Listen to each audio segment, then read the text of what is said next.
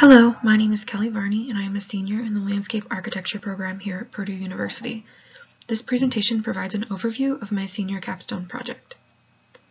My project site is the Lincoln Home National Historic Site located in Springfield, Illinois, and is currently upheld by the National Park Service. This 8-acre property functions as the preserved historic neighborhood where Abraham Lincoln lived for 17 years during the mid-1800s. Visitors are able to see Lincoln's home and the other historic structures on site, as well as utilize the visitor center for any additional information. Currently, the site lacks a true sense of identity upon first arrival, and the entry sequence is rather bland, not providing any reference to the purpose of the site prior to entering into the visitor center. The purpose of my project is to improve upon these arrival and identity issues, and also incorporate a new feature into the eastern edge of the site, a pollination garden. The idea of a pollination garden stems from the state-level initiative that is focused on transforming old Route 66 into a monarch flyway to provide habitat for the monarchs during their migration.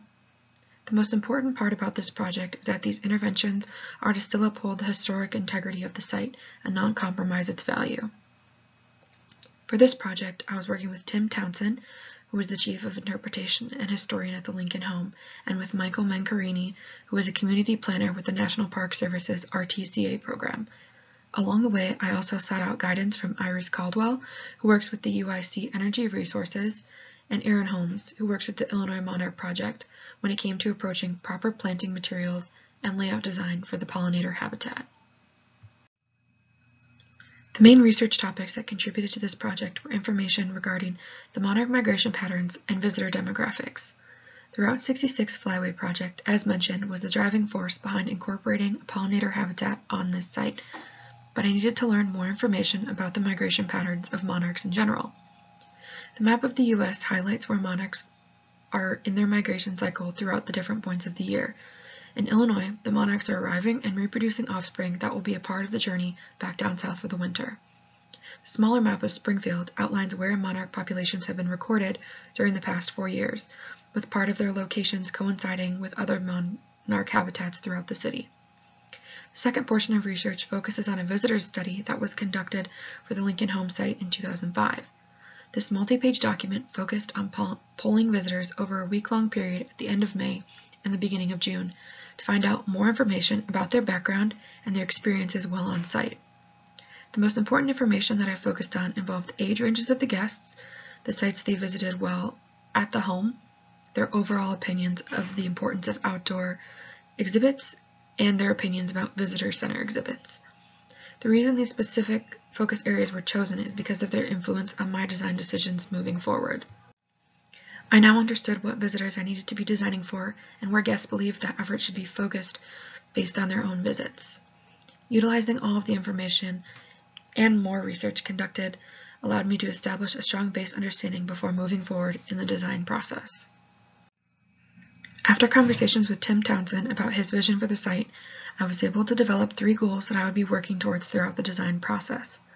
The first goal focused on creating a strong entry sequence that allowed visitors to have a favorable experience with the site before even stepping foot into the visitor center. This goal will be accomplished through clear informational signage that would guide guests from the parking lot to the visitor center, providing key information about Lincoln himself, utilizing landscape elements to distinguish the entry to a historic site, and the creation of gathering spaces for guests to enjoy the landscape as a feature itself. The second goal focused on creating a clear sense of place and arrival for the site that instantly signified to visitors that they are in the right place. This goal would be achieved through clear directional signage identifying the site, signifiers that brought the focus onto Lincoln himself, and wayfinding elements that would draw guests into the site with purpose and intention. The third and final goal focused on the creation of a pollination habitat that would foster insect populations while providing an additional natural resource interpretation opportunity within the site. This goal focuses on utilizing specialized planting materials to ensure that an appropriate habitat is created, reference to historic landscapes to interweave the historical aspect into a modern interpretation, and highlight the educational opportunities available with this type of landscape. Taking all of these goals into account, I was able to develop the site plan shown here.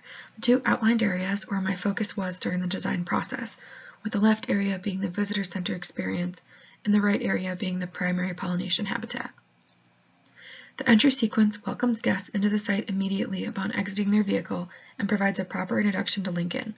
This space allows for guests to take their time, interacting with the landscape in a passive manner by providing ample spaces for gathering and rest. This entry welcomes guests traveling by vehicle or by foot with its connection to the public right-of-way and provides clear direction prior to entering into the visitor center itself.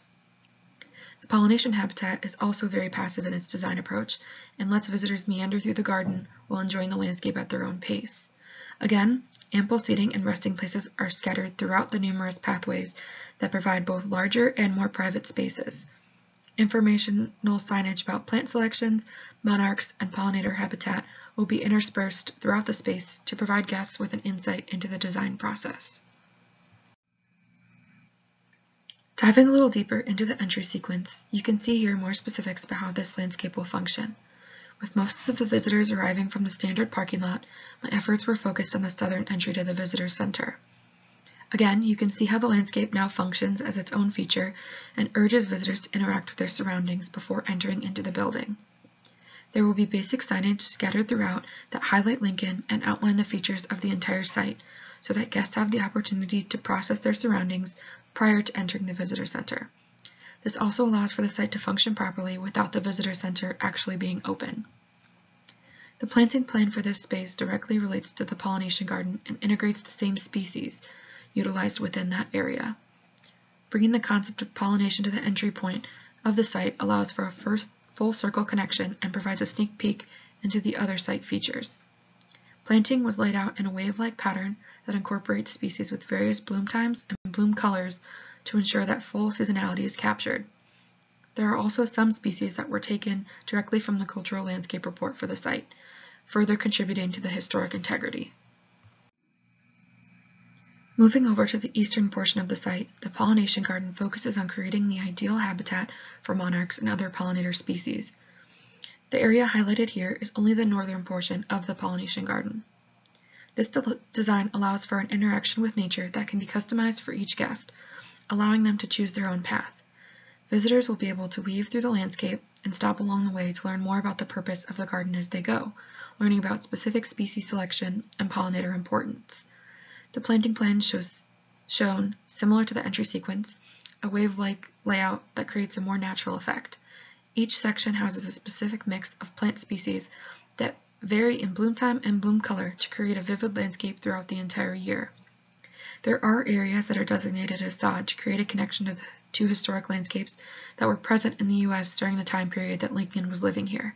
This layout loosely recreates some of the landscape trends happening during that time period while bringing a modern twist of pollination into the design as well.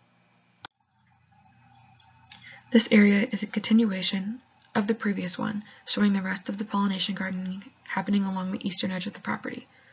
As before, this design also allows guests to interact with the space at their own level and provides ample opportunity for each person to make the experience their own. There are spaces for larger group gatherings and more private areas for individuals located along the interweaving pathways, providing space for rest and education. This planting plan also shows the wave-like layout continuing through the southern portion of the garden. Again, specific mixes are designated to specific areas, and there are a few more sod panels intermixed as well.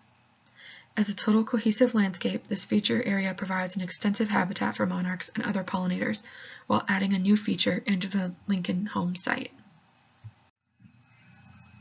Tying into the previous planting plans, here's the entire plant palette that was used throughout this project. This plant list comes directly from the Xerces Society for Invertebrate Conservation and was specifically created for the Midwestern pollination habitats. These species vary in bloom time, color, and height, and those factors contributed to the plant mixes that I created to use within the planting layouts of each intervention.